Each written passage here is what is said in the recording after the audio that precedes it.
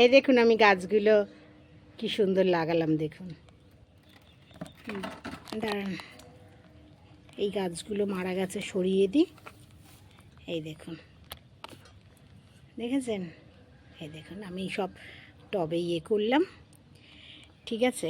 দেখুন এতগুলো টবের মাটি নিয়ে, ছাদে আর কেউ নেই, শুধু আমার মাই আছে। এই দেখুন, আর আমি দেখুন কত গাছ মারা গেছে।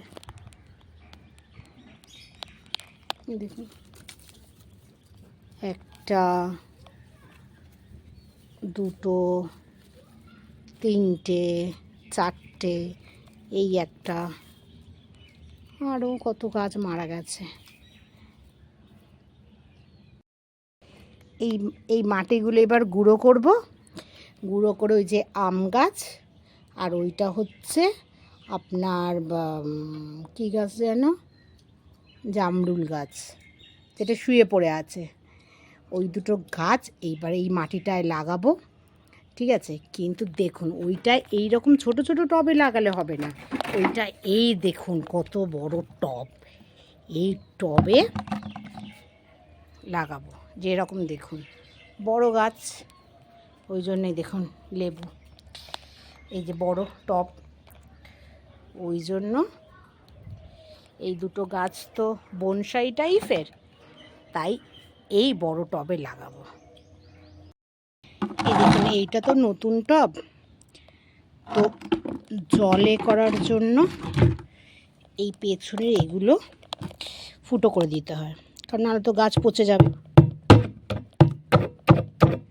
একদম সিস্টেম করা আছে।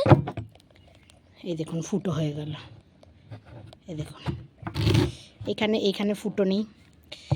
এইটা এগুলো সব বাপি আমাকে শিখিয়েছে, ও কাজের জন্য পারে না করতে, এখন ওর কাজের এত চাপ। হ্যাঁ, এগুলো এই করলাম, তাহলে এখান থেকে জলগুলো বেরিয়ে যাবে, তাহলে আর পচবে না, বুঝলেন? এই যে এই বড় গাছটাতে আম গাছ বসাবো।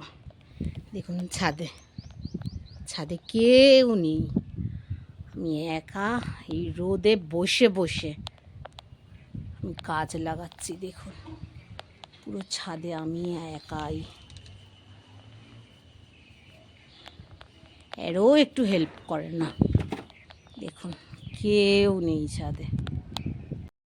একটা মজার জিনিস দেখুন, এই যে বান্ডিল হয়ে আছে মাটির এটা, হ্যাঁ দেখুন কীরমভাবে দেখুন গুঁড়ো হয়ে যাবে। দেখুন ধরেছি, মনে হচ্ছে চুলের মুঠিটা কারোর ধরেছি আমি, এরকম।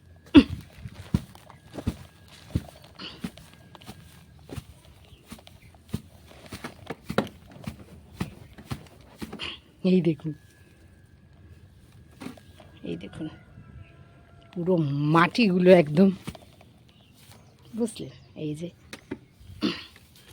এই দেখুন পুরো মাটিগুলো ঝরে গেল। এই দেখুন, এই যে মাটিগুলো গুঁড়ো করছি, তারপরে দেবো গাছে।